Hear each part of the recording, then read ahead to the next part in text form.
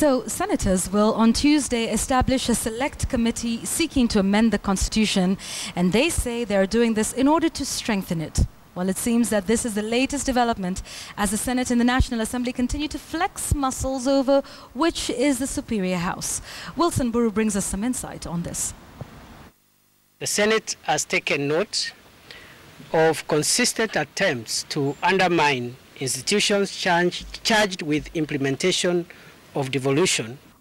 Now, that statement by the Senate Majority Leader Kithure Kindiki on the state of devolution made Saturday was, of course, referring to the National Assembly, with which the Senate has had a drawn-out supremacy battle.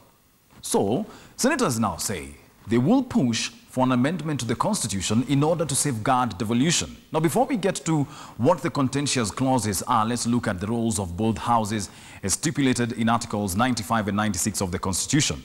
Let's start with the National Assembly. And this house is tasked with deliberating and resolving issues of concern to the people. That is 1. 2, determining allocation of the national revenue between levels of government. 3, appropriating funds for expenditure by the national government. And it also exercises oversight over national government revenue and its expenditure. Of course, these are just some of the roles that the National Assembly is tasked with. Let's move on to the Senate, which is, on the other hand, represents the counties and serves to protect interests of the counties. It also participates in the lawmaking function of Parliament and determines allocation of national revenue among counties, and it also participates in oversight of state officers. Now, in Article 110, the Constitution stipulates how a bill that concerns counties should be handled. Sub-Article 4 states that any bill concerning county governments passed by one house, then the Speaker of that House shall refer it to the Speaker of the other House. And Sub-Article 5 then clarifies that if both houses pass the bill in the same form, then the Speaker of the House in which the bill originated from shall refer it to the President for assent. Let's take a very quick example. If a bill originates from the Senate, then it has to go to the National Assembly. And then if both houses, the National Assembly and the Senate, pass the same bill in the same form, then the Speaker of the Senate shall refer it to the President for assent. And this is where the problem is.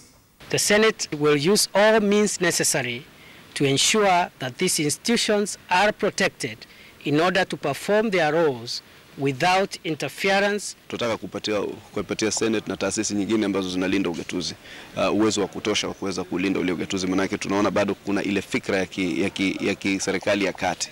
Now, those two clauses simply mean this: no bill can be passed by the Senate, the House of Parliament, which is supposed to safeguard interests of the counties, without first going through the National Assembly and vice versa.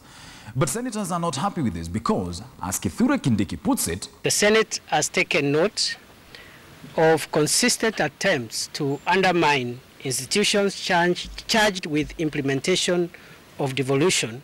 So, come Tuesday, senators will be forming what they are calling a select committee to prepare and submit a report and a bill to amend the Constitution. Now, this bill will again have to go through the National Assembly and garner a 2/3 majority before it is passed.